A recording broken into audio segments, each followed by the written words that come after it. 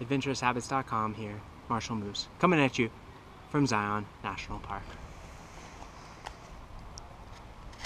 Last week in the post we talked about things to do on your vacation because it's so easy to get caught up in the grind and the rush, trying to see every single site that you can in your precious 2 weeks that you have, and sometimes it's good to just ease in to the slower way of life and kind of look around and take a minute to find out what your story is. So we're here on our grand tour, as we're calling it, our month-long trip across the Southwest, and we've been seeing a bunch of the sites in Zion, but sometimes it's good to kick back and do something a little different, a little bit outside the comfort zone, and get used to making that uncomfortable feeling comfortable. So last week in the post I talked about one of those ways to do that, and it's slacklining.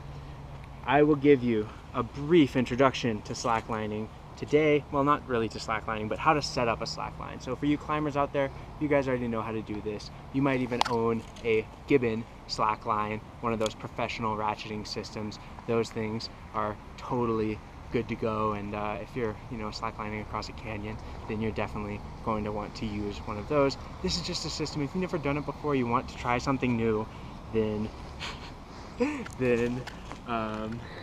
then you can use one of these systems. This is the least technical system that I've come up with, and then B, it only uses one type of knot, so if you're not used to knot work, it's a really easy way to do this. Alright, so to start off, all that you'll do is please use a good anchor system. Trees are always good, but if you use a tree, please use some sort of a blanket or something to cover up the tree so that the bark is not damaged. We want to preserve these trees for future slacklining generations, and we also want to make sure that we don't get bad tree karma, because that's a bitch. You'll also want to tie an overhand knot in each end of some inch webbing. So the inch webbing that you see here can be found at any sort of sporting goods store. This is inch tubular webbing. It usually runs around 35 or 40 cents a foot. You can get like 40 or 50 feet of this so that you can have a decently long slack line, and you can get that for like 20 bucks. You'll also use 4 carabiners.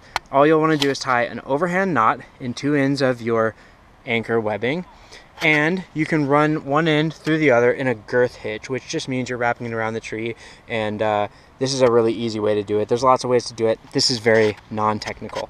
Run one of your beaners through that, and then through the overhand knot with a loop that you've tied on the other end, and then bring your slack line across to the other side.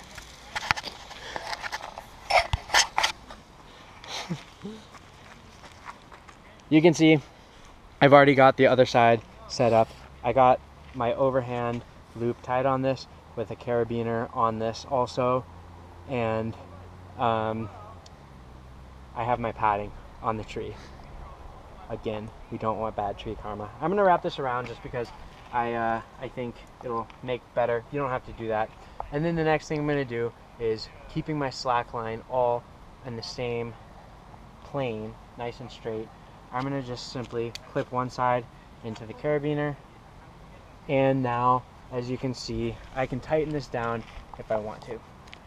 In order to make it tight enough to get a good slack going, though, I'm gonna take about, let's say, around 4 to 5 feet, and I'm simply going to tie an overhand knot. So if you do not know how to tie an overhand knot, this is how you can do it, and this is the same knot that I've tied to make my anchors. All you're gonna do on that is take a bite, meaning just take a little loop, cross it over once so that you create another loop here, come around, and then through.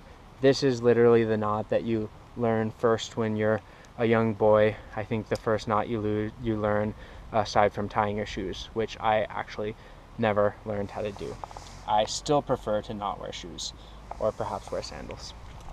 Okay, so you've used 2 carabiners so far. This is where your next 2 carabiners come into play. If you're a climber, these are laying around. If you're not, just go to your local sporting goods store, get 2 oval carabiners, exact same size and shape. Clip these through, in the same direction, and then you're going to lay these flat. Take your loose end of your rope, your slack end, and make another bite in this. So fold it over so that the tail end is on top. So tail end is on top now. Got my 2 beaners. I'm gonna run this directly through the bottom beaner. So it's through the bottom beaner, no clipping. Then I'm going to clip it through the top carabiner. And what this does is create a little friction hitch so that if I pull this a little bit tight, it will stay. Next thing I'm gonna do is just tighten it down to a pretty good tightening system so that I can get a decent slack in. And then this will hold pretty well, but when you slack on it, you're going to want to make sure that you just tie a little extra loop in it so that it doesn't slip. This simply is another overhand loop. I'm just keeping this webbing going around the top and then tightening this little loop. There are lots of better ways to do that, but again, I wanted to only use 1 knot here, so you're just using that overhand again, and that will work perfectly fine. It might come loose at points after you slack, but it will work perfectly fine. And then you got your slack line set up. The key then is just trying to learn how to slack and making the uncomfortable feel comfortable. And go from there.